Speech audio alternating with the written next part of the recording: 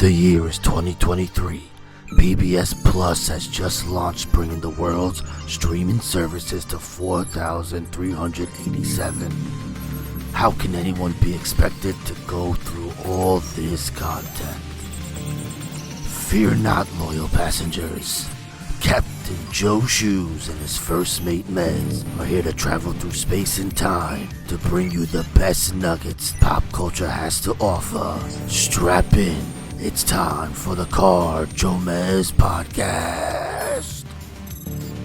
Hello everyone and welcome to episode 375 of the JoeMeZ podcast. I'm Mez and my co-host as always is... the magistrate of Caravan City, Captain Joe Shoes from the JoeMeZ podcast. Yeah, you are, buddy. What's up? Gomez! Happy Thanksgiving. Yeah, happy Thanksgiving, bro. Gobble, gobble. How you doing? Today is Thanksgiving. Today is my favorite holiday in all the land. I love Thanksgiving. It's a good one. It is a good one, bro. I'm not gonna lie. No expectations whatsoever.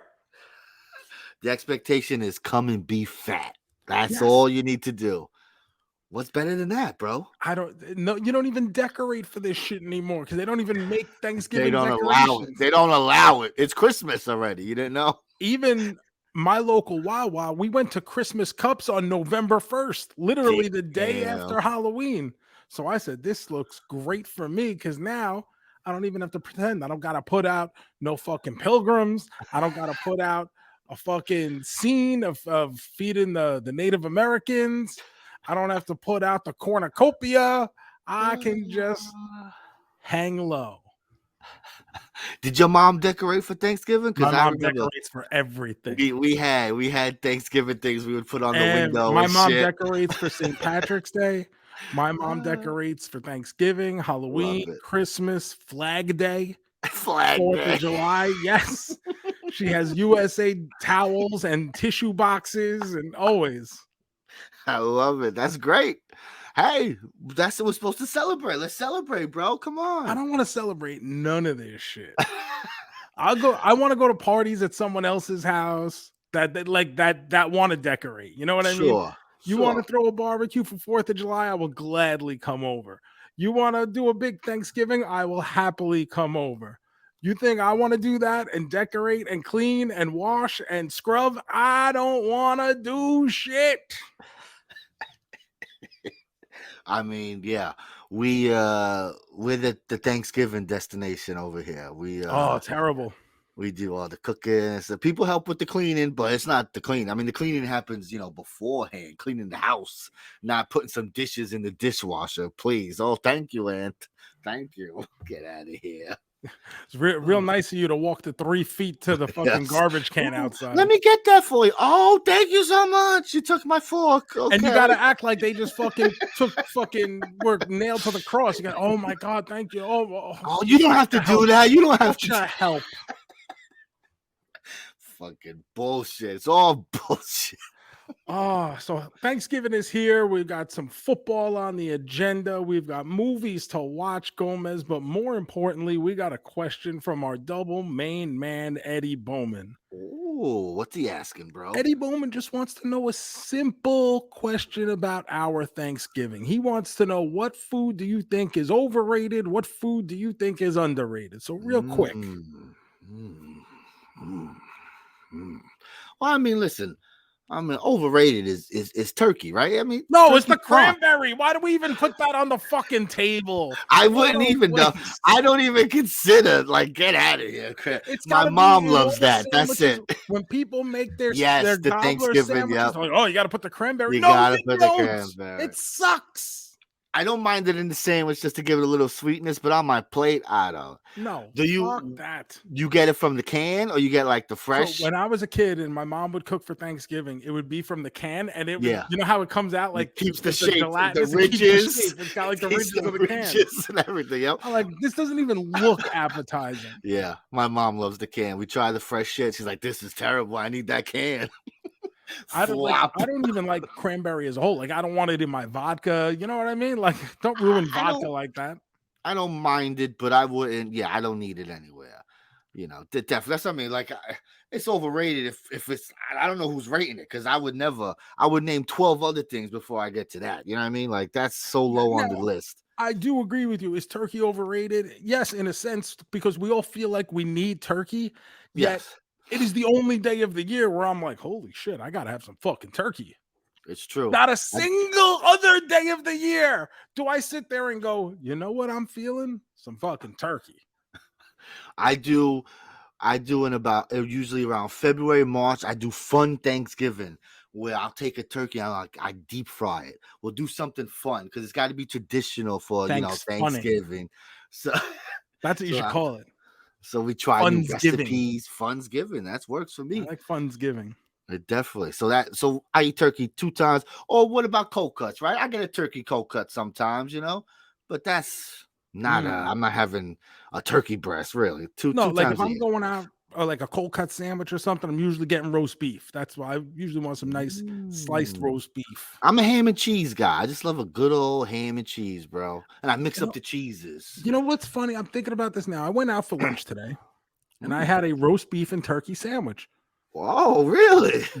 With provolone cheese, it's good and cheese. Bacon, lettuce, mayo, pickles, onions, oil and vinegar.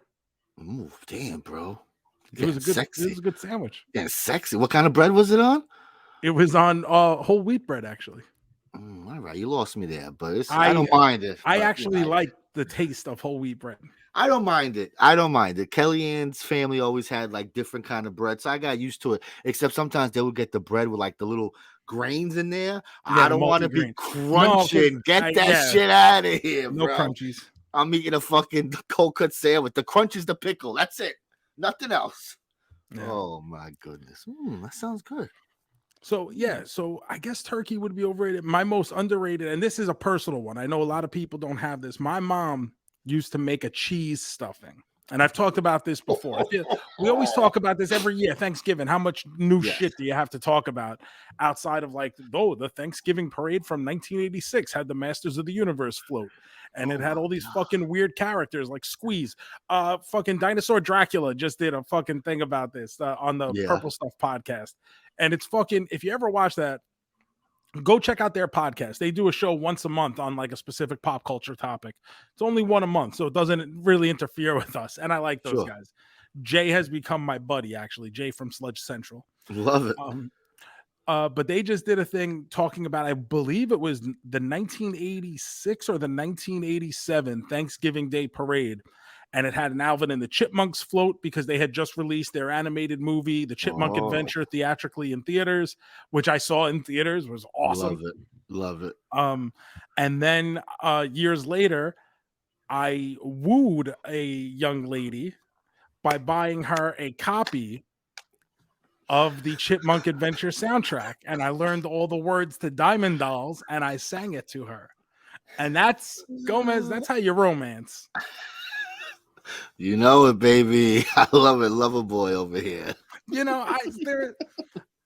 I love love. And the things you do for love will surprise even yourself sometimes. 100%. And if that means memorizing an Alvin and the Chipmunks movie, then God damn it, JoeMeZ, so be it. You do what you got to do, baby. You do what you got to do to have some hot Floridian sex, JoeMeZ. Woo! Bang, bang. Which is what I'll be doing today on Thanksgiving. What?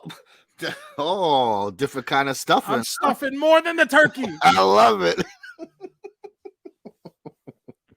It's beautiful weather. This is a prime period to be in Florida. A lot of the year it sucks. The humidity, the heat, it's fucking terrible. But this time right now, we're in like the mid 60s. It's sunny. We got a nice breeze. We have hot Floridian sex. It's so good. Sometimes you do it on the balcony and you get like that natural breeze and that little musk of the dusk, Musk. But yeah, so the cheese stuffing.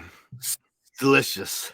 It really was. It was basically a bowl full of I'm going to say it like a white person.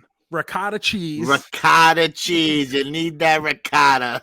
But it's basically a whole thing of that and like some other cheeses, and you bake it, and it comes out like this layer, and you cut it into slices, pieces, whatever.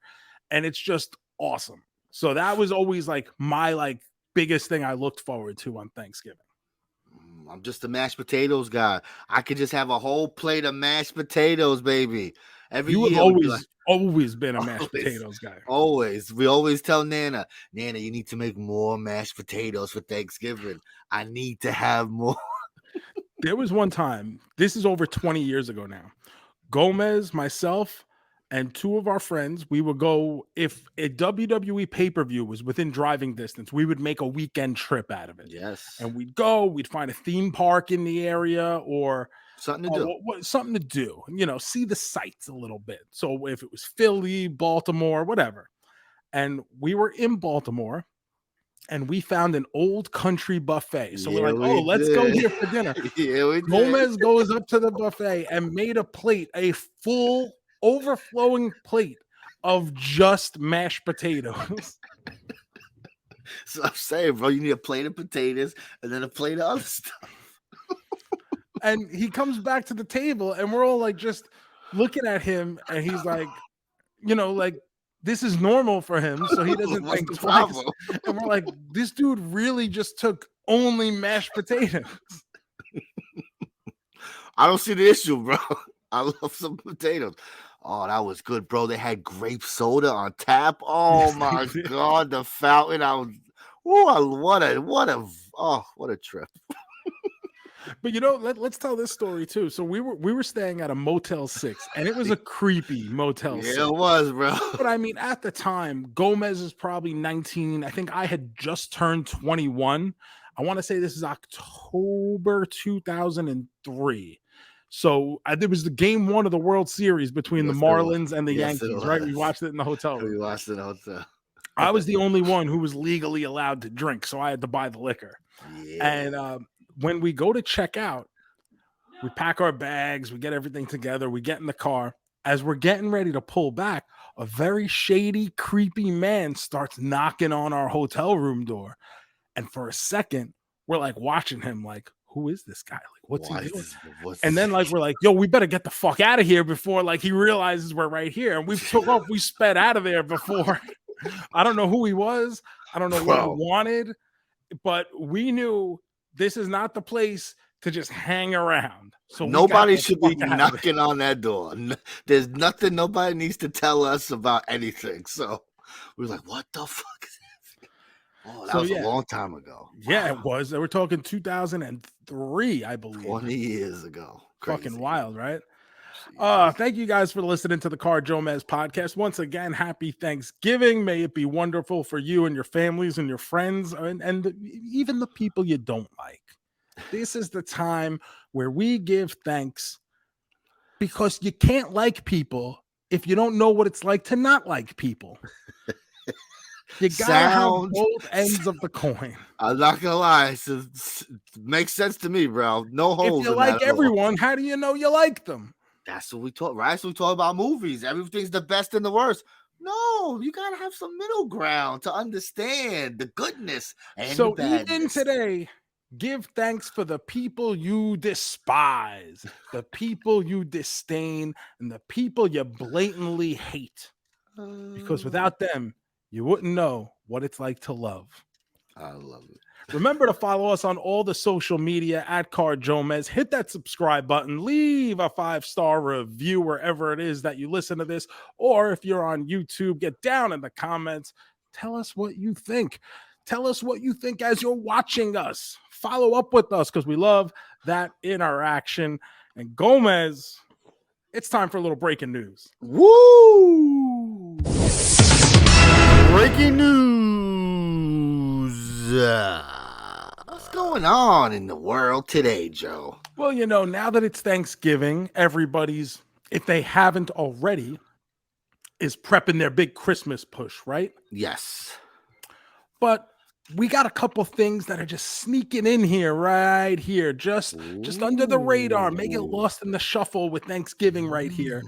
So let's talk about our friends, Mrs. Butterworth. What is this bitch up to, bro? Mrs. Butterworth is teaming up with Elf. Oh, shit. We are getting some Elf branded sugar cookie pancake mix, JoeMeZ. And that is going to be at stores nationwide. Should be out already. It comes packed in with some frosting and some sprinkles in case your buddy the Elf. And then you can decide for yourself, JoeMeZ, if you want to mix it with spaghetti and or M&Ms. I'll probably pass on that last part, but I am very interested in this. Ooh, it looks great just from the pictures I saw on the box. So I'm excited. I want to try this. I don't normally use my oven for things. I was gonna say you're gonna cook these pancakes. I will. I cook because they call me the Colossus of cooking, the professor of pancakes. I actually, in my old age, I really don't even want pancakes. I'm a French toast guy if I get the option. It's too much for you? Too heavy? What's the matter? Why you? No, I look at the 3 basic bread-based breakfast foods as waffles, French toast, and pancakes. And pancakes for me are the last one on there. I'd much rather, especially you give me some French toast, I will fuck you as a thank you. You are turning your back on the IHOP, and I cannot stand for this. It's true. This is unacceptable, bro. IHOP has French toast and omelets. That Colorado omelet. Listen, let me tell you something about the Colorado omelet. The Colorado omelet is delicious, but man, will you have to hit the bathroom 3 times before you even leave the restaurant. I started ringing endorsement, Joe. Like it started off good. You got to do a cost-benefit analysis of how much your time is worth because it's that good. I love a good IHOP. Love it. Next up, JoeMeZ, it's Taco Bell. Oh, what are they repackaging this time? These fucking They're not jerks? Repackaging. Oh, okay. They are testing. Okay, testing's all right. At select locations. Oh, these jerks in Chicago. So not even all of Chicago. Fuckers. 2 stores in Chicago, I'm sure. But this is an item I think sounds good, so I'm hoping it tests well. Yeah. Loaded breakfast tater tots. Ooh, okay. Tater tots seasoned with Mexican spices, mixed with scrambled eggs, your choice of bacon or sausage, and a melted 3-cheese blend. That sounds great. That's a good little thing. That's a good thing. Yeah, I like that. So I'm hoping that does well. That's something I would like to see at my local Taco Bell. I gotta be surprised that they're doing new breakfast things. It seems like their breakfast is very kind of just like whatever. I kind of feel like it's that way with all the fast food restaurants outside of like McDonald's. We brought back the bagels, you know, but everybody else after the big breakfast rush of like 10 years ago, everybody's just kind of stagnated and okay, it is what it is. And it's true. You don't get that very often. So that's all I got with the news. I took it easy on the news this week, JoeMeZ, because I feel like we got a lot to talk about.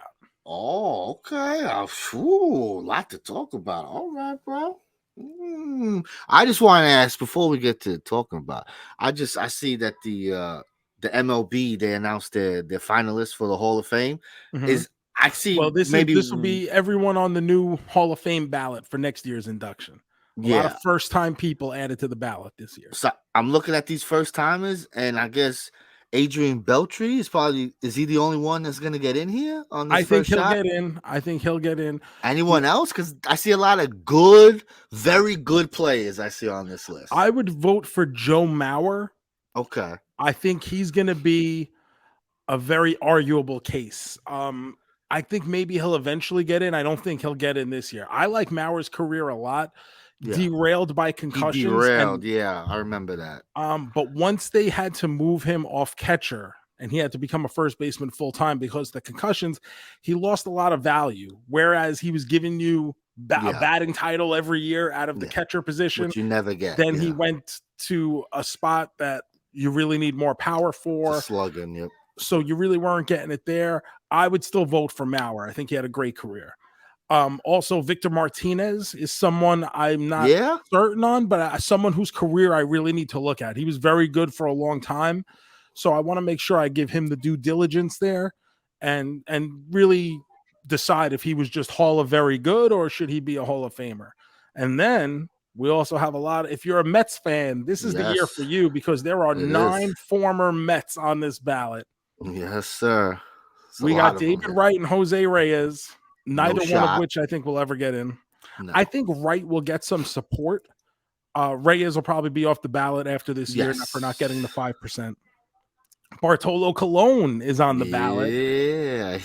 And then you've got a lot of Hall of Very Good guys. Beltran is on the ballot, and he should get in. I don't know whether he'll get in this year because of the Houston cheating scandal, the banging scheme. Yes.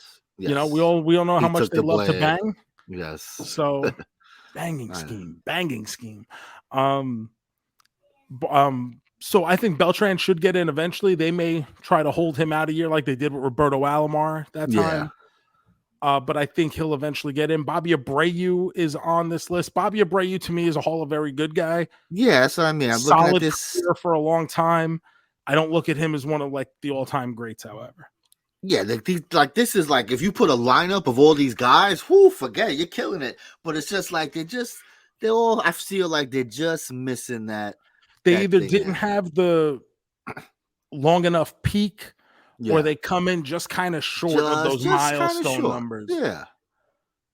Interesting. I was wondering about that because I looked at that list and I was like, I could see one person and then just everyone else. See you later. One guy in there. I'm glad you brought up baseball, Gomez, because a brand new documentary is on ESPN Plus, and it coincided with this guy winning his second American League MVP award. It's called Shohei Ohtani Beyond the Dream. Oh, really? And that basically went on demand as soon as the voting was announced that he had won the MVP. It's an hour and 40 minutes long. For anyone who's a subscriber to ESPN Plus, you can go watch it whenever you like. I would suggest, at the very least, wait till you're done with this podcast. Listen to the whole thing twice on different apps, maybe. Leave those reviews. And now you know me, Gomez. I'm an Ohtani fanboy. Yes, you are. And when Ohtani was first getting ready to come over here, you and I had the conversation, and you said, but is this guy really that good? And I said, Gomez, I am telling you, he is the Japanese version of Babe Ruth. And now what he's done since coming over to the United States is even more impressive. Surpass that shit, bro. Insane. He has been as advertised and more. To do what he's doing with the way we train our athletes now to be at that high a level is just absolutely incredible. And so I'm excited for this documentary. Give me Ohtani content. He's a free agent right now.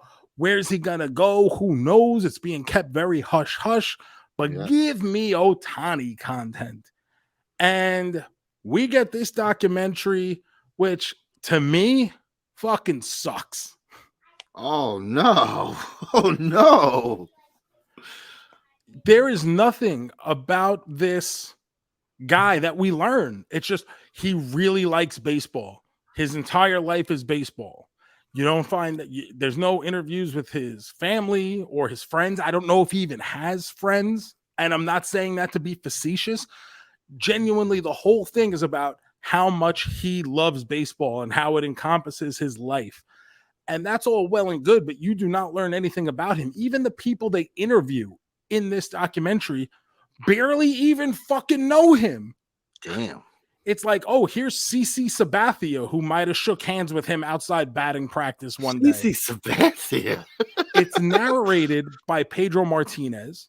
Okay. There's also a Japanese version, which is narrated by Hideki Matsui. That's cool.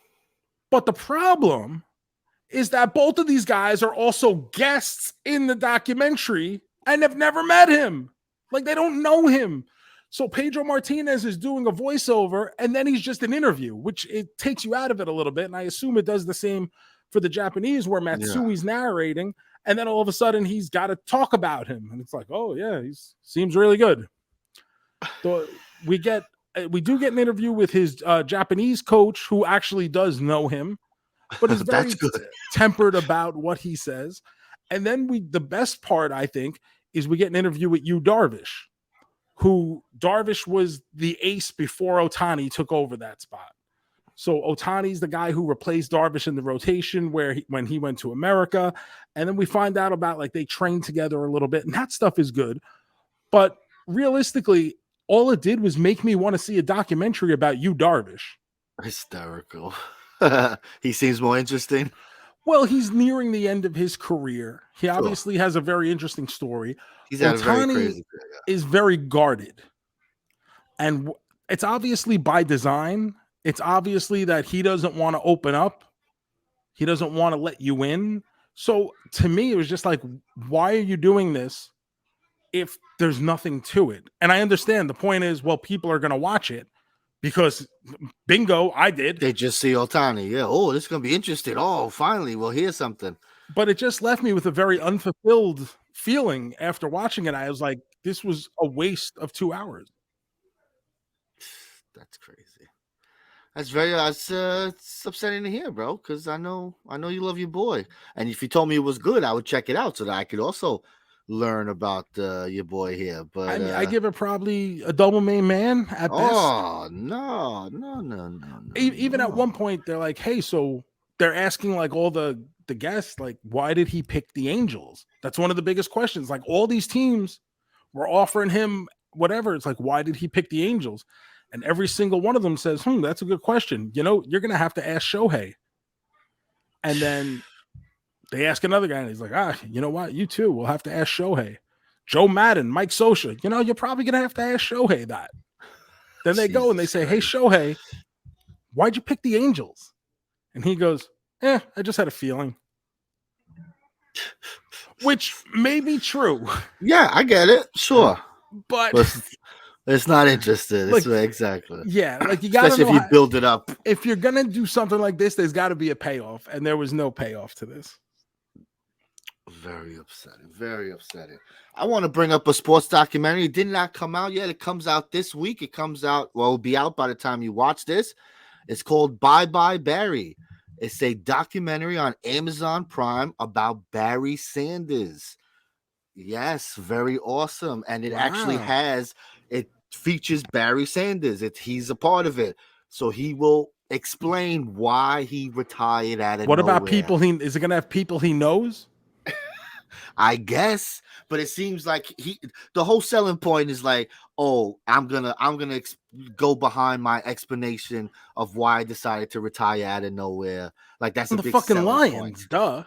Well, yes, I mean playing for that shitty team will do that for you. But I mean, he won MVP the year before he retired. Like that's crazy to think about. For those of you who are too young, and Barry Sanders has been retired probably 20 years now. No, it's a long more time. Than that. It's probably more than that, right? 20 years is us in 2003 going to fucking the thing. So this has got to be, oh my gosh. I don't know. Maybe. Did he retire in the 90s still? 100% it would have to be. 99 he retired. Okay, wow. I thought it was a little earlier than that. But so yeah, over 20 years. But Barry Sanders, because the Detroit Lions play every year on Thanksgiving, me as a kid, like that was one of the things you had to look forward to. The Lions always play that early game around noon Eastern time. Yes, they were the and first watching game. Barry Sanders, especially at that time, was the only reason to have the Lions on TV. Amazing. Yeah, maybe 1 year in a million they pull out a year where it's like him and Herman Moore and whatever stiff they get on quarterback runs into a hot streak once every 8 years or something. But Barry Sanders was awesome. Barry Sanders is an all-time running back. And I know running backs don't mean much anymore in the league because it's a passing league now. But back when you used to run the ball, what he did, he was such a contrast, especially from like a Bo Jackson, who everybody else talks about, right? We all talk about Bo Jackson because he was this hulking athletic beast who could just run over you. Barry Sanders was finesse. Barry Sanders was speed and cutting, and the way he can make defenders break their ankles like an Allen Iverson crossover, right? Yep. Barry Sanders was awesome. So I would like to see this, and hopefully they get actually people who know Barry Sanders to give some interviews and sit downs. Since 2000, the Detroit Lions are 6-17 on Thanksgiving. Could you imagine? Now they're 8-2 as of this recording, right? They're having a year. Having a year. They played great last year, and they built upon it, and they are, one of the top teams in the NFC. Like they're gonna make some noise. We'll see. Remember, they made that trade a couple years ago, giving away Matthew Stafford for Jared Goff to the Rams. Yes. Stafford goes on, wins the Super Bowl, so everyone's like, "Oh my God!" And Goff sucked. Now Goff has figured it out. Goff is doing his thing.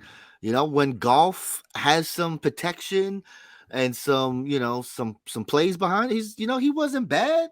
He brought the Rams to, right there to the cusp. He just couldn't get them over there because he's not, but damn, what a year to have. It's crazy to see. You know who does suck? Who sucks? Zach Wilson. Oh, does he suck?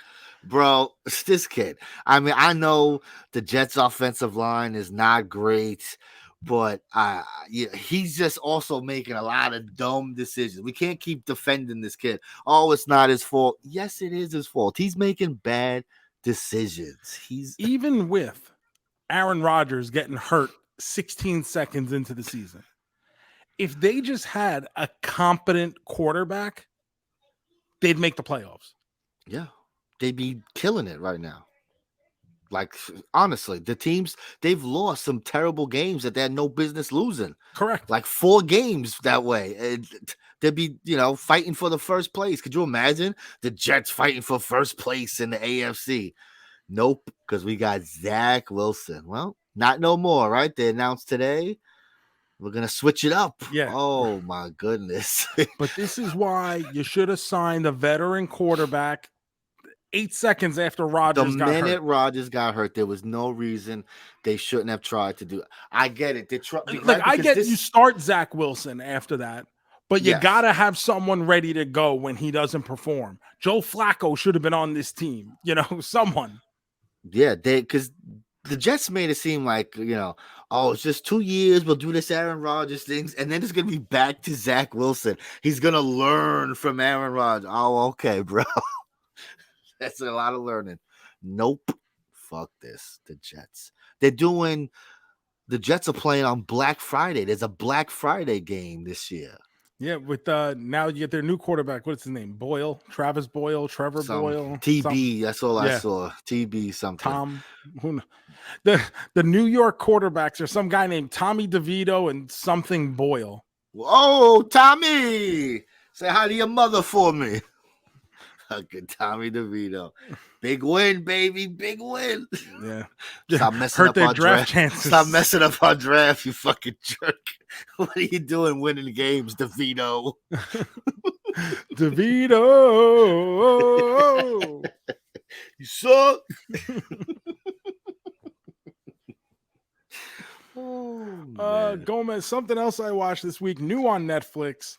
Scott Pilgrim Takes Off. Oh, baby. Now, if you guys go back into the archives, JoeMeZ and I did an episode for Valentine's Day years ago about 2 of our favorite love stories.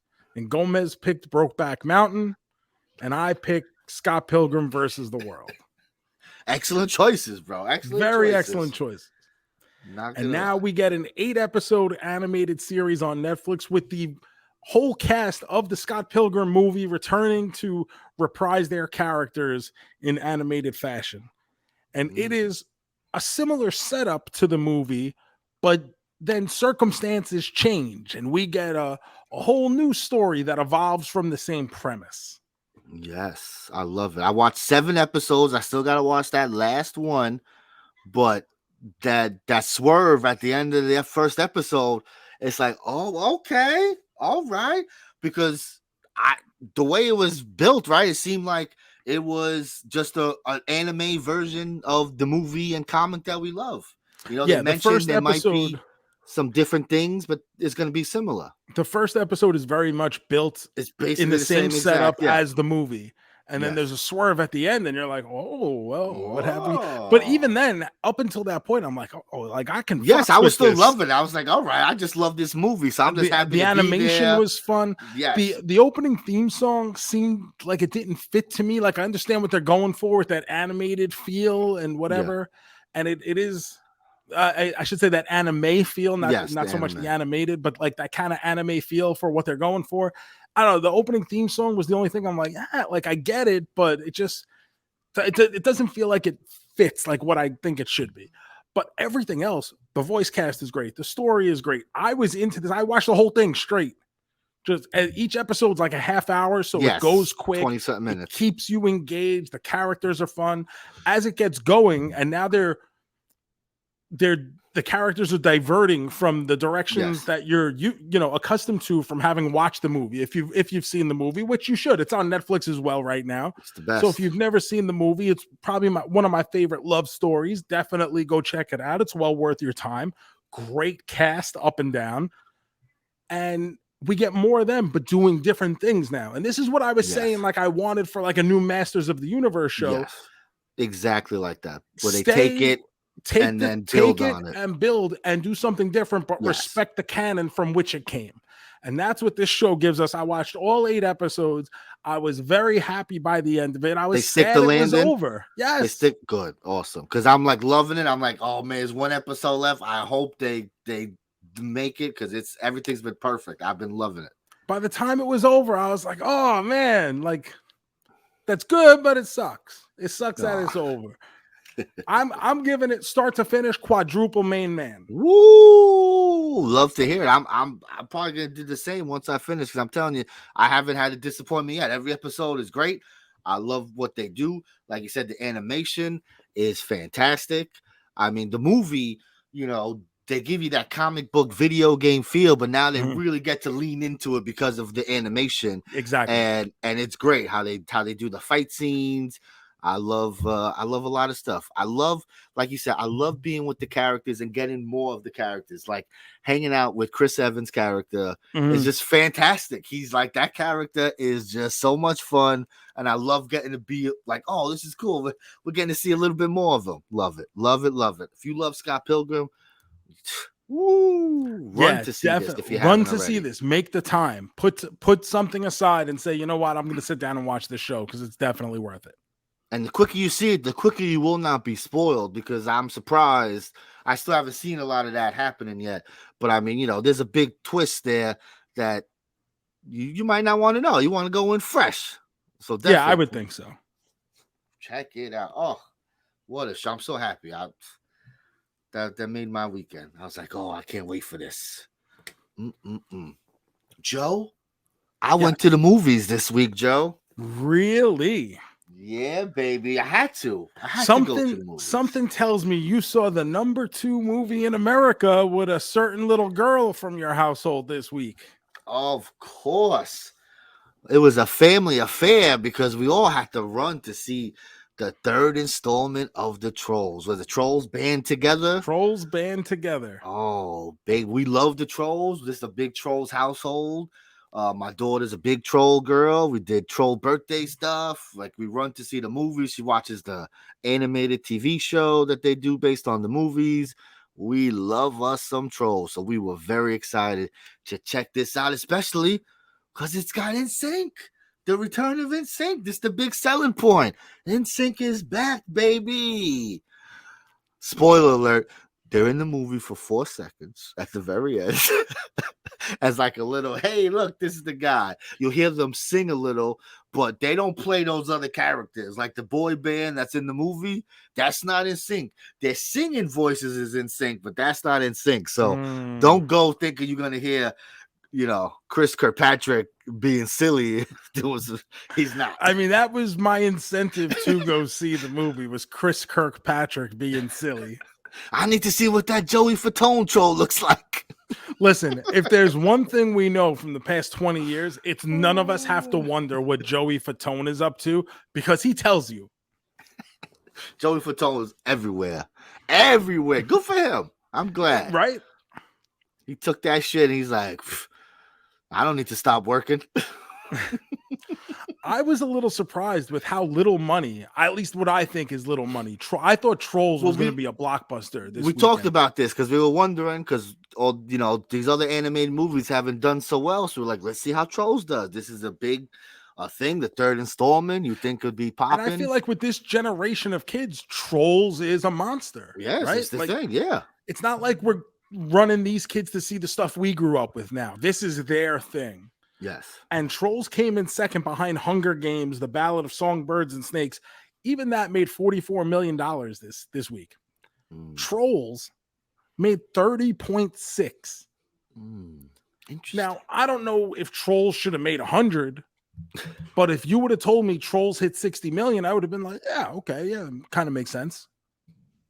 Yeah, let's see. The first Trolls did 46 opening weekend. So it's pretty much in line. And then the other one was with the pandemic, so we don't count the second one. Yeah. The second one went straight to VOD or whatever nonsense. But so the first one made 46 million opening weekend. So it's it's there. Now, is this one of those things where people are holding back for the holiday weekend, and now this second week, Trolls will see a massive bump from a 4-day weekend? I mean, that sounds great, but Disney is releasing a new animated movie this week, so no. So Trolls is finished. Like, that's the end of Trolls. Like, I mean, maybe it'll stay in theaters for a couple weeks because the holidays, and I don't think anything else kid related is coming out this year besides this Disney movie. So maybe, but yeah, they picked a bad week. I don't know who picked the weekend first, but you basically killed yourself. You cut your legs off. Well, speaking of cutting your legs off, despite Trolls only doing 30 and Hunger Games coming in first, all people could talk about at the box office this weekend was the demise of the Marvels, which saw a 79% drop from opening Hulk weekend numbers. And finished at 10.2 million, tied with the horror movie Thanksgiving. See, that's crazy to me too. It's because, like, I feel like the word of mouth for Marvels has been good. People are saying, "Hey, it's a fun movie. It's fun. It's 90 minutes. It's fun," but it's not helping. Nobody It's not helping. It's not helping at all. 2 weekend total now of $65 million, which is what they were expecting for opening weekend. This is a catastrophe for Marvel. That's a bad one. That's not bad. The other stuff has been a little like relaxed. It's not that bad because Ant-Man still made a lot of money. Ant-Man made a lot of Guardians money. did well. Ant-Man still made a lot of money. This movie's not even going to touch 100 million. This movie is not like this. This is the disaster that everyone's been like, yeah, no, this is the problem. The other stuff, no, they still made their money. Relax. This one, this is a sequel to $1 billion movie, folks, making not even 100 million. That's bad. We definitely never getting Captain Marvel solo again. She will pop up in other things, I'm sure, but no, she is not. I hope that doesn't hurt Kamala. I hope that doesn't hurt her. I hope she still gets to do her thing. At this point, they already tried to bleach away Secret Invasion. They're gonna act like this doesn't exist now. This has to just go in the closet, pretend it never happened, and try to find that magic again. But I am of the belief that this is like the Marvel thing, just in 2008 with Iron Man, just the right thing at the right time. They just happen to hit it, and now it's over. So now we're basically in those 1993, 1994, 1995 WWF years where we're past Hulkamania and just hoping the new thing hits pretty soon. I will say this. Yes, this is terrible. This is bad. But this whole year, it's been a lot of flops this year. Like, this is the worst of it. But all these other movies did not do good either. Yeah. Like Indiana Jones was especially a disaster. Fast and the Furious was a disaster.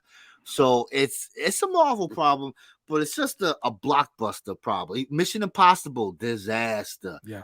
These are all big movies that were supposed to kill it. They did not. But look at what these budgets are now. The Marvels, $275 million. Indiana Jones, $300 million, right? Like, that's the problem. Even if you make money on that, how much can you actually make?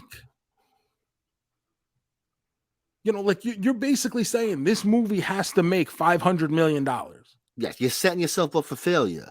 When you can only celebrate when a movie makes $500 million, you're going to be disappointed a lot because that's not a normal thing. That doesn't happen, Marvel had a hot streak Not every movie made $1 billion. They had a 2-year window where their shit was popping off towards the end of their story. But that's it, bro. These movies don't make money like that. And now it's going to get worse. They announced Pedro Pascal, bro. He's going to be Mr. Fantastic. Is that official? It seems like it's as official as can be without the official announcement. I love him. I think it'll be fine because he's good and he'll make it work. Plus, we don't know what direction they're going with. But when I see him and how he acts and stuff, that's not Mr. Fantastic to me. I don't think of him as a Mr. Fantastic either. You know, smartest guy in the world, cocky, but nerdy cocky, not Iron Man cocky. Mm-hmm. You know, like I get bitches cocky, like not that. Like this is oh hey, I'm. You thought the square root of one of those fucking Poindexters. So I don't know. I don't get that from there, but we'll see. I don't know. These next couple of years are going to be very interesting, just for movie going as a whole, because if these movies ain't making money, guess what? We ain't going to be getting these movies anymore. Yes, I wonder what the new thing, like what will take over. Something's got to take over. And it ain't going to be toy movies as much as Mattel thinks it's going to be. It ain't that, bro. It ain't G.I. Joe ain't popping off. The 7th G.I. Joe ain't going to be the one that hits. I'm sorry to tell you, folks. You know, it might be better, but please get out of here. Real fast, Joe, I watched something else that had superheroes. Invincible on Amazon Prime. This is an animated superhero show. This is the 2nd season. It just came out 2 weeks ago or a week ago. They do their episodes weekly. So when I watched it, there was only 2 episodes out. This is a show. It's about a, I guess like a Superman figure, right? And he has a son. And so it's about the son becoming a superhero. That's the gist of it without getting into meat and potatoes. Season 1 was fantastic. I think you should watch this show. If you like The Boys and shit like that, it's a mature show. And the voice I'm a mature man. The voice acting is great. It's the guy from Walking Dead. Stephen Yang, something like that, right? Yeah. He plays the main character, Invincible. The dad is J.K. Simmons. He plays the Superman kind of character. It's great. I'm telling you, there's a hook, like something happens halfway through that changes the dynamic of the show. And it's just fantastic. I read the comics. It's the guy who did Walking Dead, actually. It is. It's Kirkland. Robert Kirkland, I believe his name is. Okay. This is his series, you know. All these like independent guys, when they can't do Superman and Batman, they kind of make up their own like little world, like The Boys, like this. And it's great. I think you would really like this show. Check it out. Amazon Prime, Invincible. Good shit. All right. Gives me something to put on the list. Maybe fit it in during this holiday weekend. Have a little extra time, maybe. That's what I figured. You might have some time in between the hot Floridian sex, you know. You know, let's not get carried away here. You get very busy. You gotta take a break, hydrate, you know, watch an episode or something. Yo, at one point I had to be like, hey, do you have any Gatorade? I seem to have left all my electrolytes on her stomach.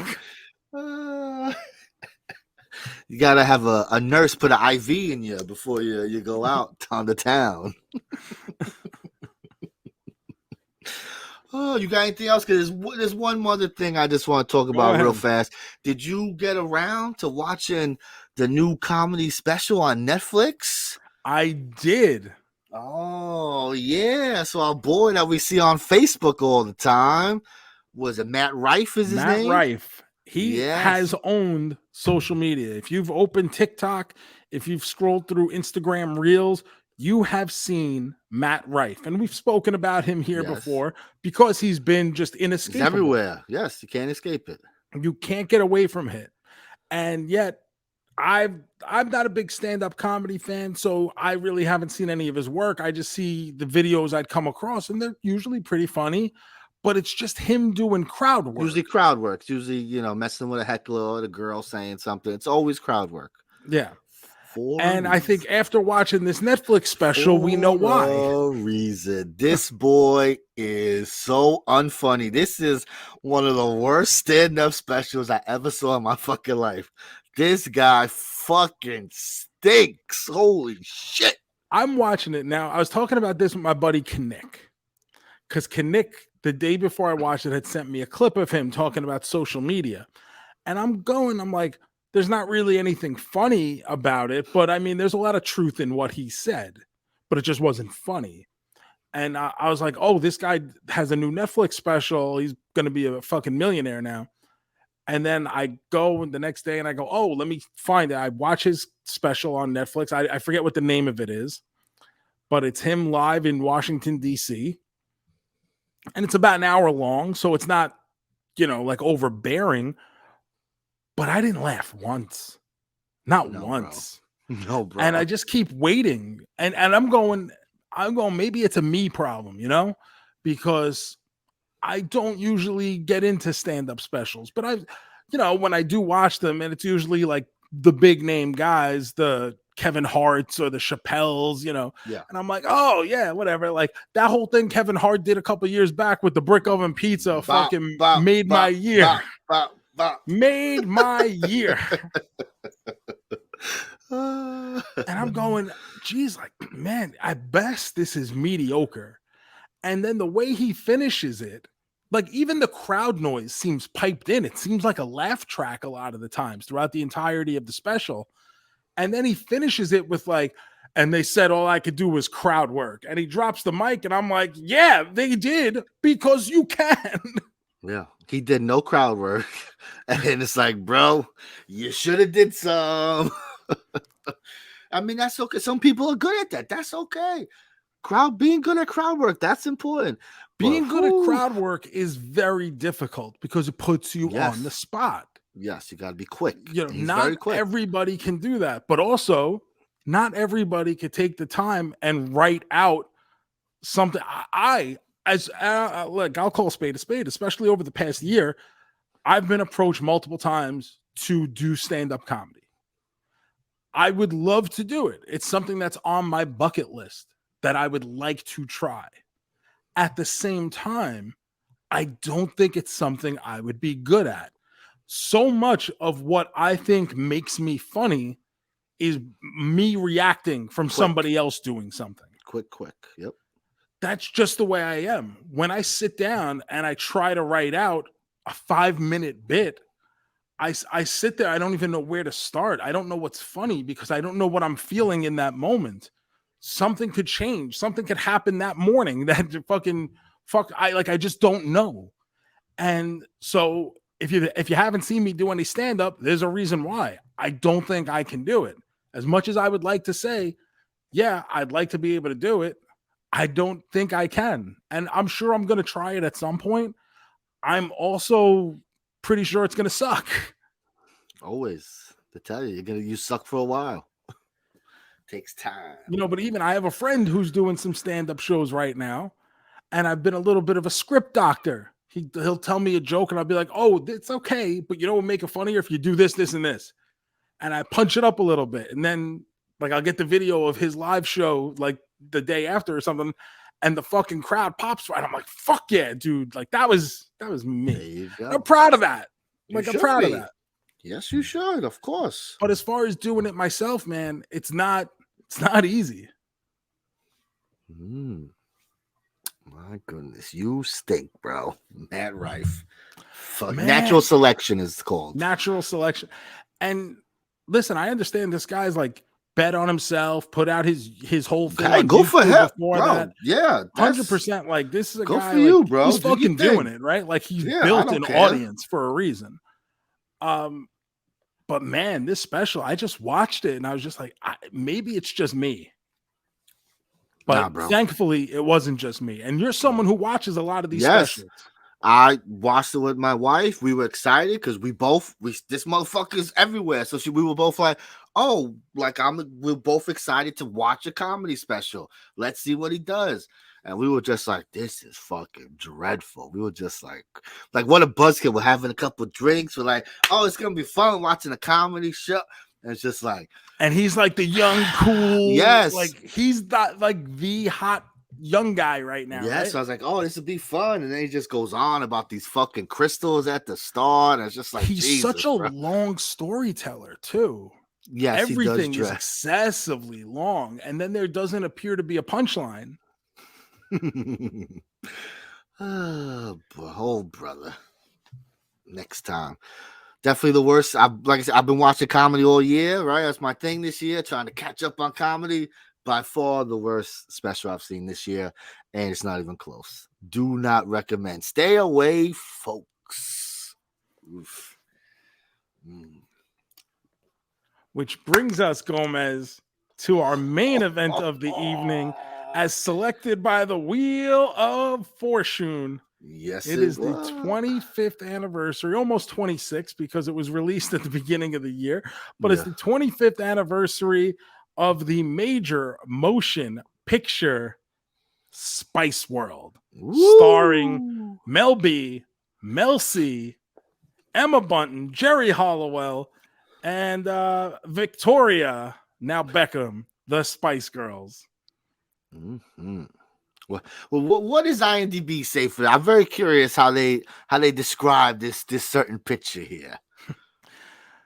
World famous pop group, the Spice Girls, zip around London in their luxurious double-decker tour bus, having various adventures and performing for their fans. Okay, yeah. So this was technically released at the tail end of 97, but only in the United Kingdom. It did have a January 98 release in the United States, which is why we're calling it an anniversary this year for 25 years. And JoeMeZ, it's hard to go back and put yourself in the mindset of just how big the Spice Girls were in popular culture at that time, right? Yes. You know, sometimes we lose the context of things. 100%. And right now, like we see it with Taylor Swift, where everything she does is a happening, right? She goes to the football game. It's a big deal.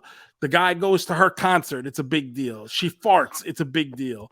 You know, oh, she's re-recording her songs. Everything she does is a big deal. And I feel like that's where the Spice Girls were at, right? Like the pinnacle of celebrity dom, you know, back at this point, the Spice Girls were that level. They were number one on TRL. They had an equal amount of fans and haters, you know, people who love their pop music, which is very basic and upbeat and positive, and people who hate their pop music because it's, you know, manufactured and whatever else. Pop, yuck, boo, you know. But we're also coming off a time where in the early 90s, you know me, I like to go, but where did it come from?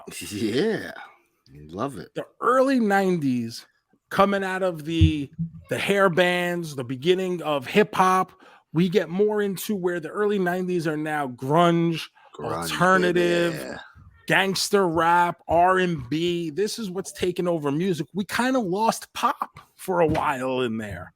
Yeah, I guess it's definitely. And here come the Spice Girls. So where did the Spice Girls even fucking come from, JoeMeZ? That's what I asked myself. I don't know. Tell me, please. I hope you know. England. Oh, that makes sense.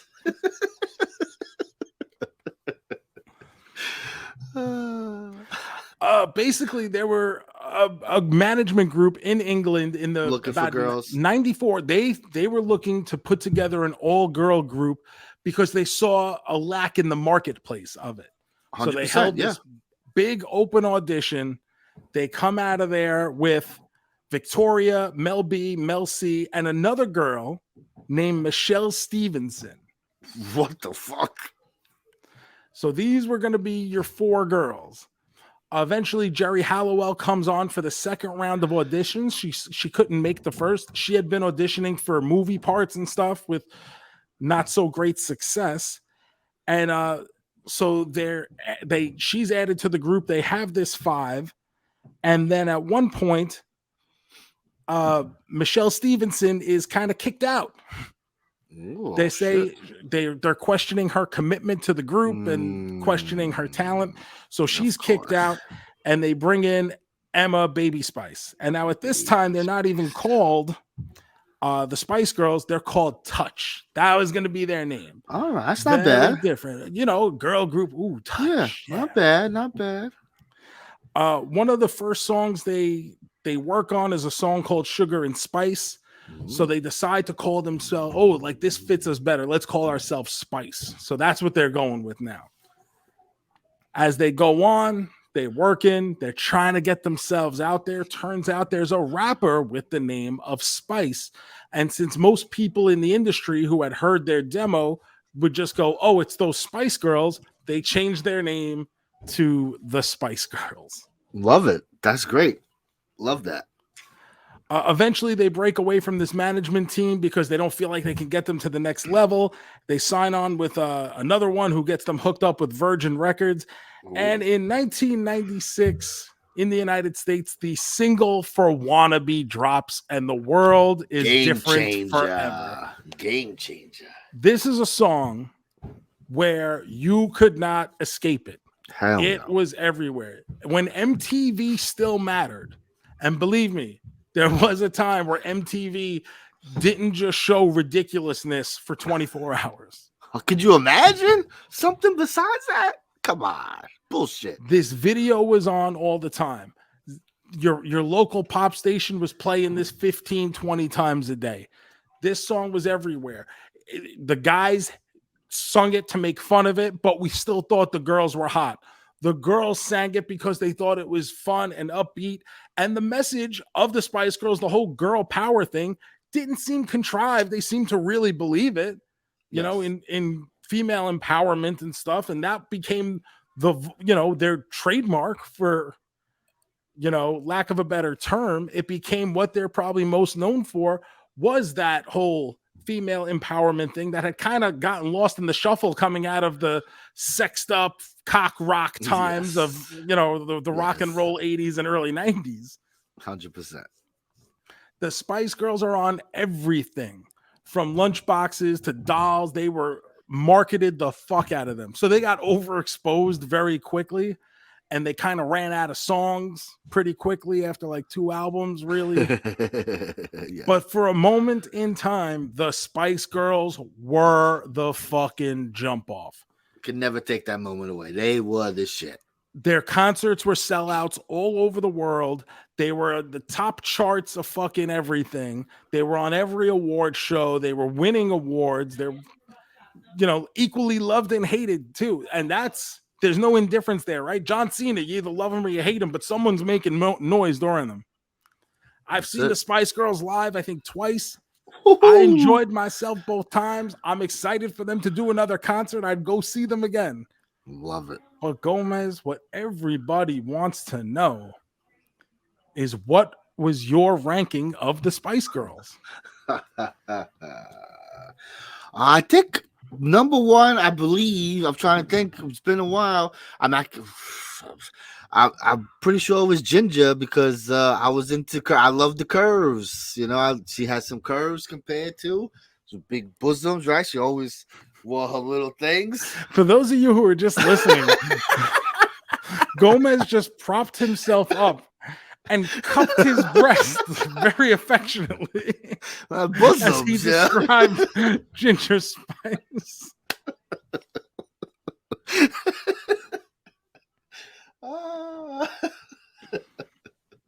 But yeah, she was always my favorite. I mean, but we're going by looks, right? Because are we talking about singing? Like, we care about this? I'm just making sure that we are, not being respectful right now.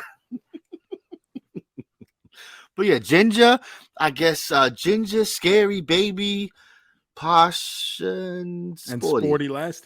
Yeah, I think that sounds about Mine right. was Ginger. I mean, Ginger was a little bit older. She had that little bit old, like, she wasn't quite a MILF, but she just, she had more of that look than the other ones, right?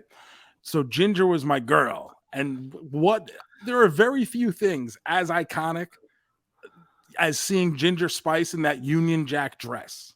Yes. Like, when I think the Spice Girls, Ginger Spice is forever wearing that dress. Sure. So Definitely. Ginger was always number one for me. And then I probably go posh, sporty, scary baby. Really? Babies last for you? I figured, okay. She looked too young for me. Whoa, all right there. Look at Joe. That's right, folks. We don't mess with them youngins. Meanwhile, she's older than me. I think she's like 46 now. I love it. But she always looked like very young. She did. Like, That's I didn't want a Spice Girl. I wanted a Spice Woman.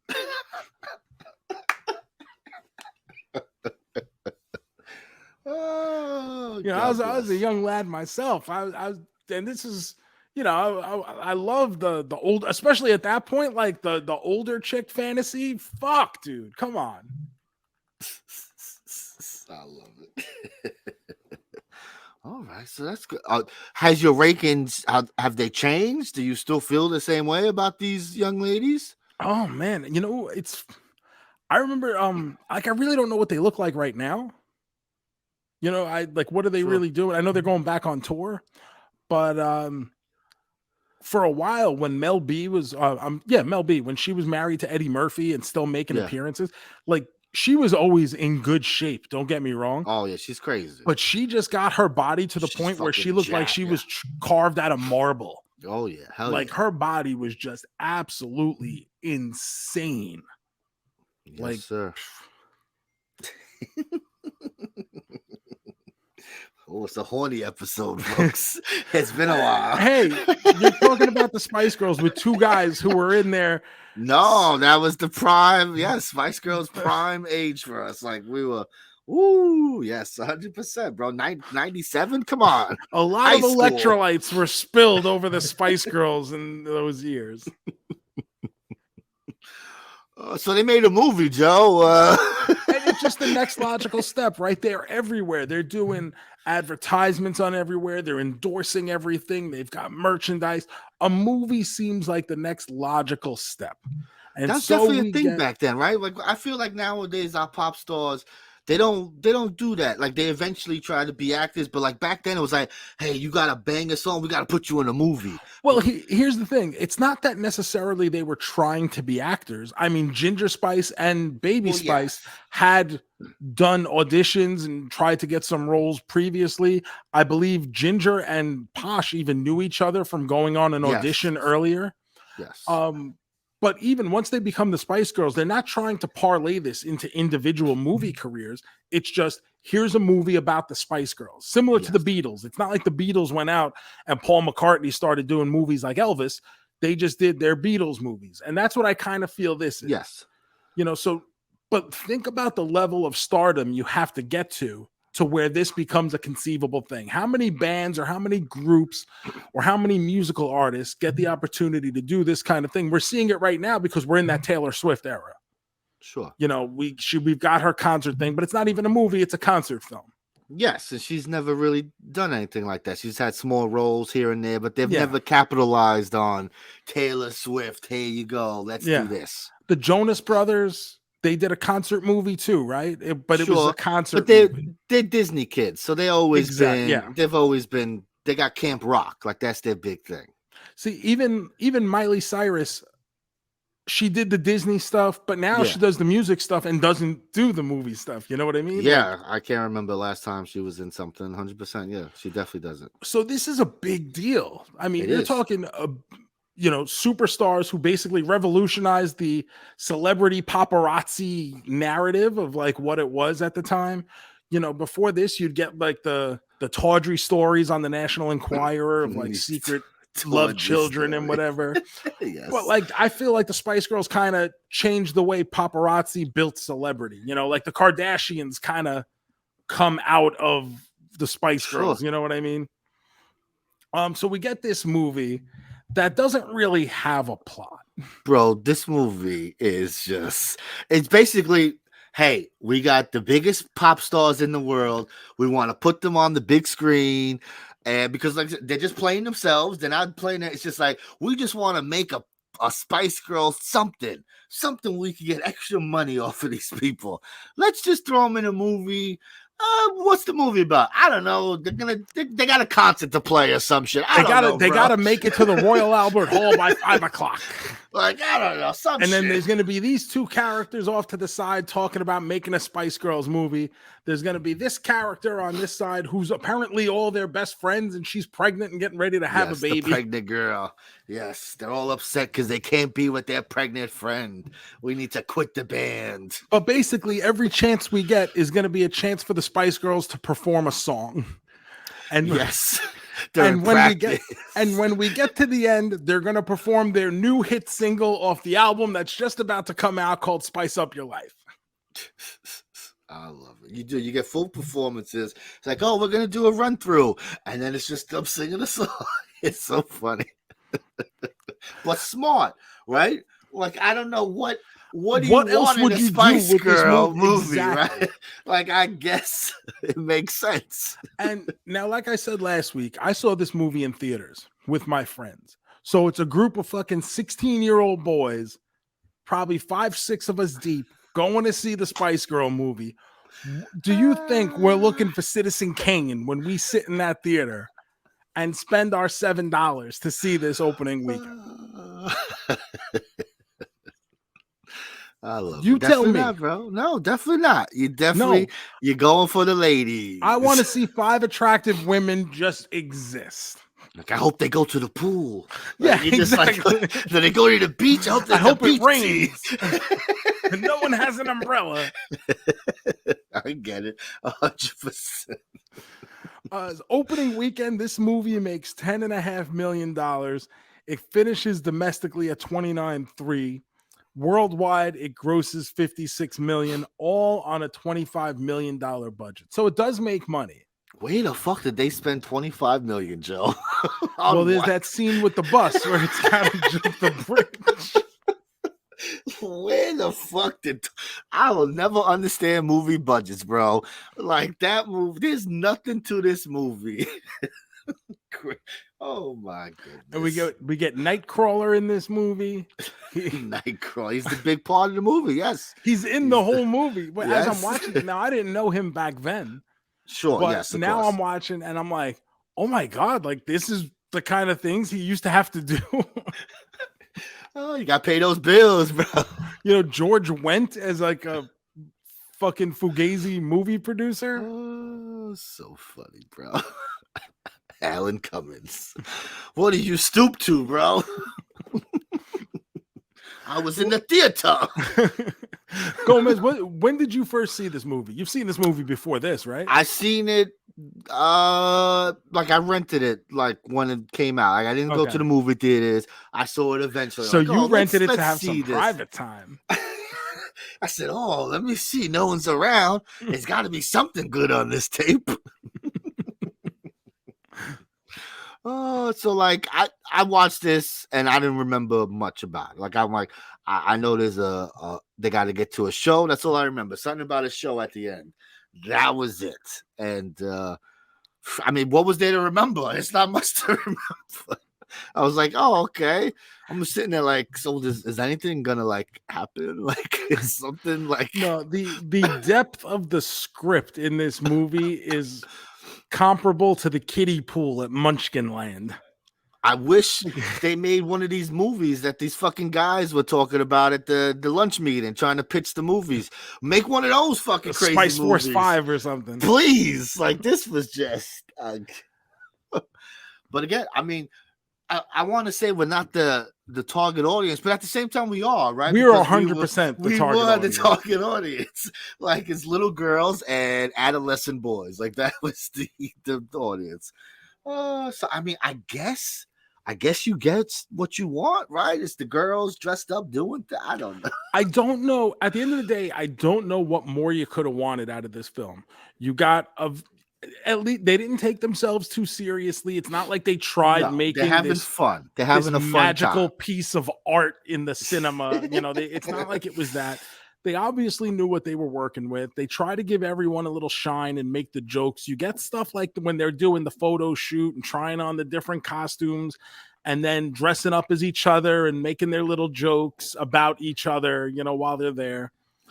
And honestly, I kind of liked it.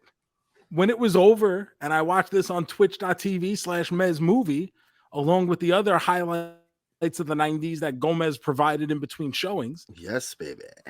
I went away from this going, I know this isn't like a great movie, but I think it's perfectly acceptable for what it was trying to be. I get it. I was bored out of my mind, but I understand why someone could enjoy it. I just wanted something to happen because I was just like, I just want to listen to the CD now. Like, I just want to, listen to Spice Girls. I mean, at the end of the day, isn't that what they're really going for, though? Is like, hey, now this is just a vehicle to get you to buy. Exactly. Now go out and buy the new album. Yes. Now go out and buy the concert tickets. Now go out and buy a T-shirt or a doll or whatever. I mean, even stuff like when they're doing the performance in what appears to be like a piazza and they have all the hunky boys come in with the chaps. Like there's a bunch of them wearing captain's hats, all dressed up as me 25 years beforehand. I'm like, oh my God, it's a bunch of hunky boys dressed as me hanging out with the Spice Girls. Like that pops me. Oh, I get it. I know what it's like to be a hunky boy. It's a burden some days. I understand. Listen, you can't turn this off. Oh, you want me to hit some music, Joe? Yeah, let's hit the music.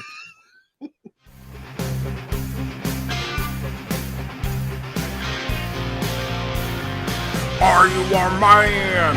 A double main man? Are you a man? A triple main man? A man? A quadruple main man? Are you a man? Are you a man?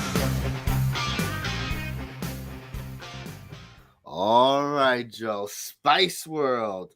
97, 98, depends on where you live, when you saw it. But where does this fall on your main man standards? Listen, I went in expecting garbage. I don't think this is garbage. I'm not going to tell you it's the world's greatest movie, but I don't think this is like Razzie worthy either. I don't think it's great, but I don't think it's like that level bad. There are movies that I've seen and we've reviewed on this show that are that level. Remember Sausage Party? Remember Skinamarink? Remember Ghostbusters Afterlife? Those are really bad movies that are trying to be like great movies. This is not that. This understands what it is and is trying to have a very lighthearted time with the content. And watching it now, I'm able to appreciate even much more now than I was 25 years ago, able to appreciate the tongue-in-cheekness that it's giving you during this. Yes. So I'm going to give it a 2.5 main men, double and a half main man, 2.5 stars is where I'm going to go right in that middle. It's not great, but I'm entertained enough. And it's a good reminder of just how big these girls were a part of popular culture. They were everywhere during my adolescence.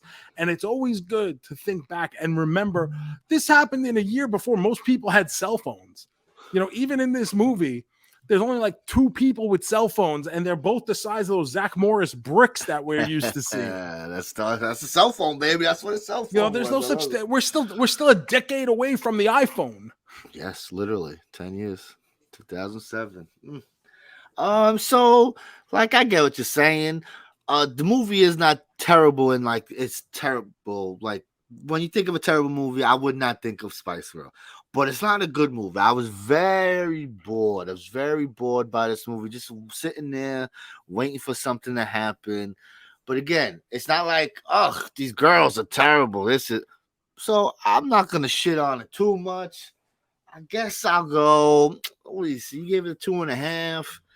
So I got to go like a 1.5, 2. Wow. Like, We'll do a 1. We're gonna go 1.5, maybe 2, but I'll just say 1.5. We're not gonna be too generous for the Spice Girl movie.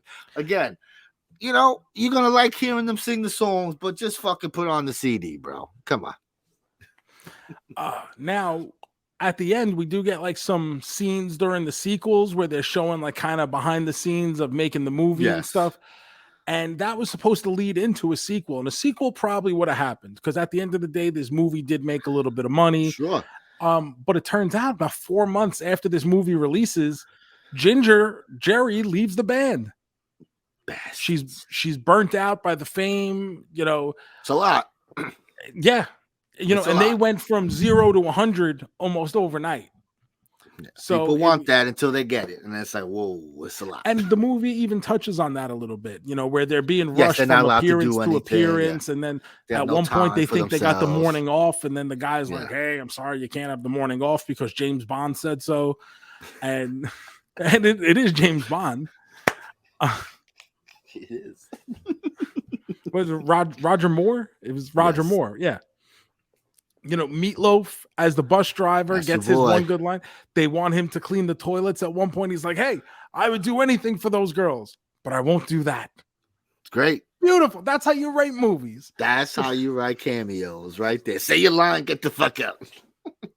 We get Elton John in there for a scene. We get Elvis Costello in there for a scene.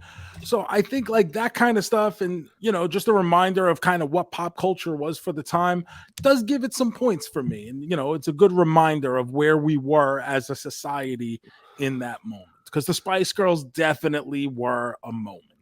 Yes, these movies have been time capsules, definitely, where you're just like the moment. Wow, I remember this. Wow, what a time. I'm not a Beatles fan.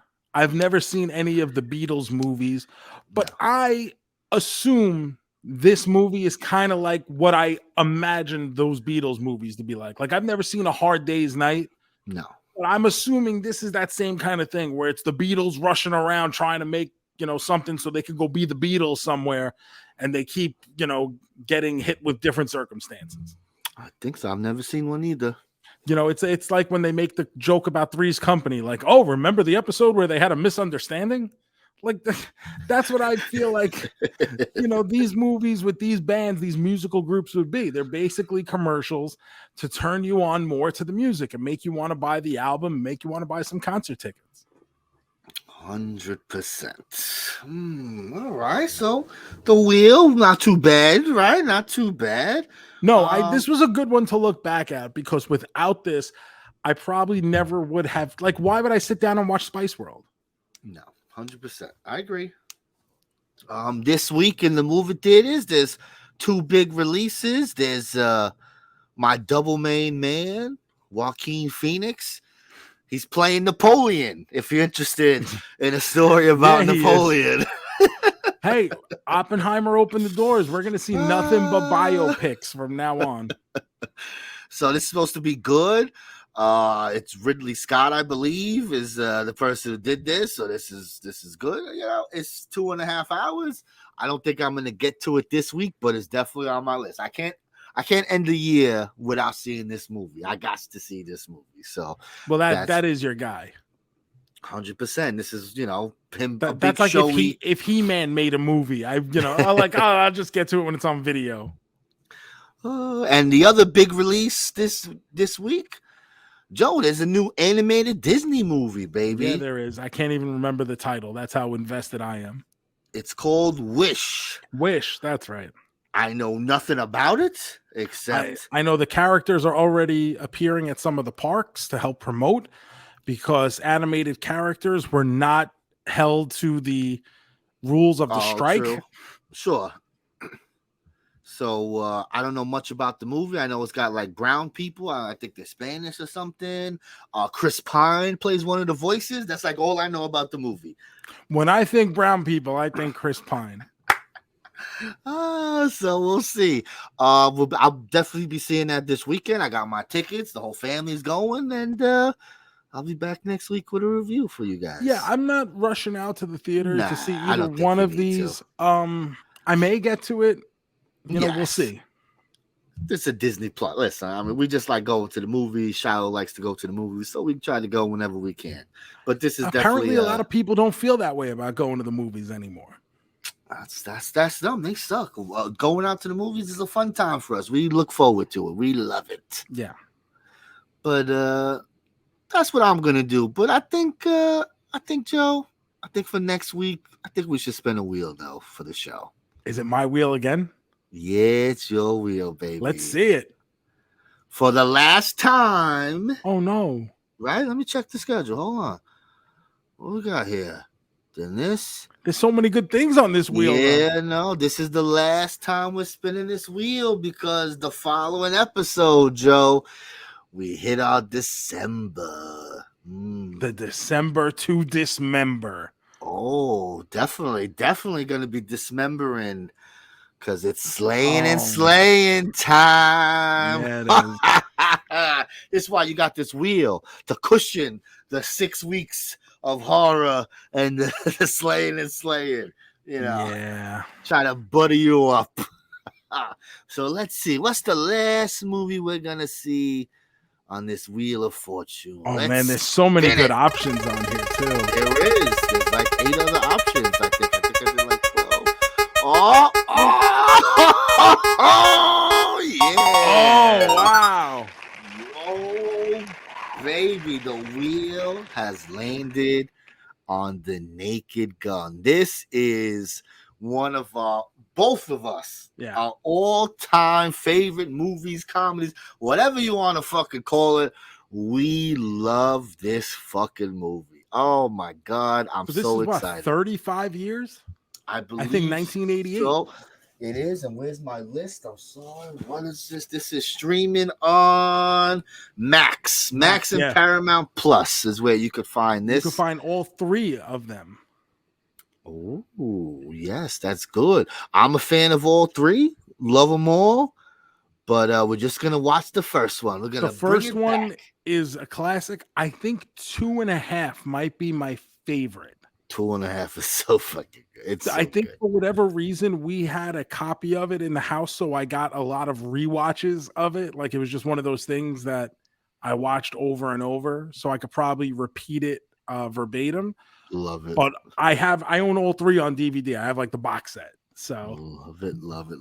So funny, I just read a book on Airplane, like talking about the Zucker Bros and Airplane. I'll talk about it next week when we talk about this. Perfect little segue there. Beautiful. Love it. Oh, I'm excited. That's a good one to go out with because this is a real good movie. I hope you guys will watch it with us because if you've never seen it, to me, this is an all-time comedy classic. And if you have seen it, it'll remind you why it's an all-time comedy classic. Yes. And this is like when we still loved OJ. Yes, it is.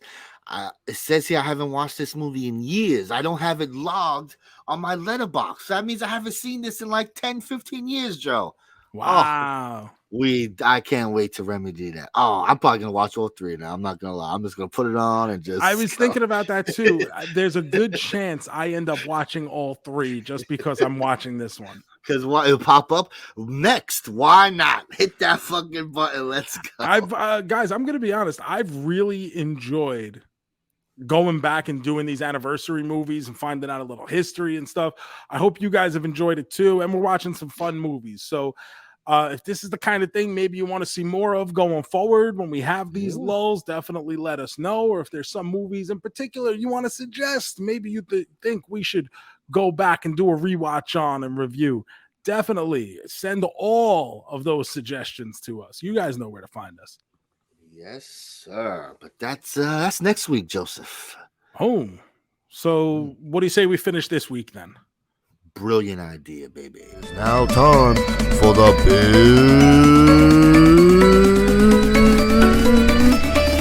finish.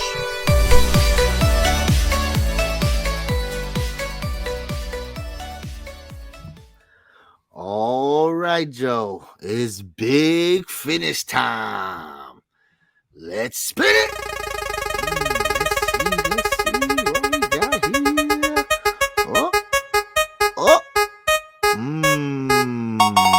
Look at this. It has landed on Spider-Man villains. Oh, there's so many to choose from. Don't give too many ideas, though, because we might get another movie from Sony. They love those bootleg Spider-Man characters, bro. Madam Web. Oh, what a fucking trailer.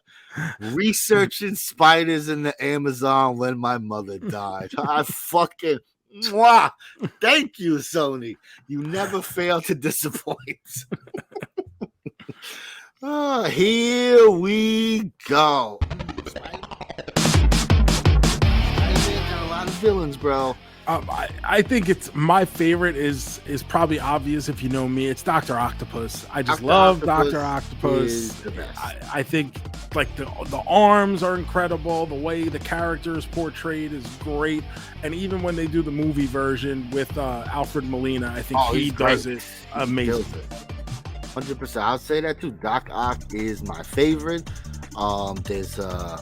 There's the Superior Spider-Man where they do a thing where Doc Ock switches bodies with Peter Parker and Doc Ock is Spider-Man, and it's fantastic. It's really cool. He is great. I love him. Definitely deserve another -- 1 spot.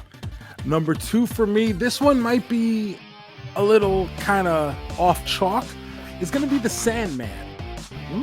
The Sandman for me was one of the first Spider-Man villains I was ever introduced to through the old early 80s Spider-Man and His Amazing Friends cartoon. It was this one episode I happened to see that my mom, I guess, had taped for me. So I had this VHS tape with some just cartoons for like whenever like we went anywhere, we take this tape to someone's house who didn't have kids or whatever. That way I had something to watch and be quiet, and not bother people. So this episode featured the Sandman. I got to see him a lot. So I always felt like this thing for the Sandman whenever he would pop up. Number 2, I'm going to go the Lizard. I always loved the Lizard because I love monsters. And so I always love when he fought that big green bastard, Dr. Kurt Connors. Love him. Good shit. See, and now when I think of like Spider-Man villains, I kind of think of the original ones, right? Green Goblin, the Lizard, the Vulture, because I've read those early Spider-Man comics in reprints many times. But how do I leave off Venom? Venom felt like a whole new beginning for Spider-Man. And when that character came up and the Venom character, it was everywhere. It was almost Venom was the anti-hero with how many people loved him, how many people wore the shirts. You could go anywhere and see Venom t-shirts when it was still not cool to wear comic book t-shirts. So that tells you about the power of Venom. Mm-hmm. I was going to go Venom, but I'm going to mix it up and I'm going to say Carnage because it was Venom on crack. It was just turn up the Venom. He's even crazier. This guy's a serial killer. Oh, my goodness. Maximum Carnage. Want the best. But as a kid, I collected all the comics. I think I still have 13 issues. And, I just love Spider-Man. He's the fucking best, bro. Say, Spider-Man was always my favorite. Spider-Man was the guy. We say this when we talk about the MCU now. It was Spider-Man, it was the X-Men, and then there was a big space, and then it was everyone else. 100%. Spider-Man probably kept Marvel afloat. It did. For those 100%. last 15, 20 years before they were able to finally hit on this MCU that no one expected to become what it became. But, now like Spider-Man is almost like an afterthought with the way he's been portrayed in the movies. Iron Man and Captain America feel like they've kind of surpassed him because of the MCU, but let's not take any respect off Spidey here. Nah, Spidey's number 1. And I do also love the Miles Morales versions of these. He gets all these people and they're just as awesome. So, yeah, I've never read any of the Miles Morales comics. The best. So my introduction is these Spider-Verse movies, and I'm loving what they're giving me there. I'm very excited for the next movie. I hope it comes a lot sooner than later. But that's a problem with everything right now. 100%. It's gonna be a slow year, baby. Thank you guys for listening to the Car JoeMeZ podcast. Remember to hit that subscribe button, leave a 5-star review wherever it is that you're listening to us. Follow us on all the social media at Car JoeMeZ. You can follow all of my personal stuff at the Joe Shoes, Captain's Log on the Major Pod Network, ProWrestlingTees.com/Joe Shoes. Black Friday sale still going on, 20% off, no coupon needed. Get those Joe Shoes t-shirts, because what you're helping me do is pay my renewal for my Disney annual pass. It's very important, bro. Thank you, folks. Very important. I'm the JoeMeZ154, Instagram, Twitter, Blue Sky, Threads, whatever. I'm there. We're all having so much fun on Threads. That Twitch stream, Mez Movie, twitch.tv/Mez Movie, baby. It's you never know. Sometimes I tell you I'm gonna pop up like this weekend, and sometimes I just pop on and show some shit, bro. Hope you had fun watching Spice World and 90s. A little look back at the 90s. Fun shit. Happy Thanksgiving once again. Genuinely hope you enjoy it with your family, your loved ones, and like I said, the people you don't love. Give thanks for them. That way it shows you and reminds you why you love the people you do love. So we will see you next week. Remember, we are watching The Naked Gun. JoeMeZ, where is it? Max and Paramount Plus. Yes, sir. Max and Paramount. Let's go watch that, and maybe we'll do some extra credit and watch the other two, because I can see myself treating Naked Gun like a can of Pringles and not stopping once I pop. But that's for next week, JoeMeZ. So until then, let's make like Tom and cruise. Peace.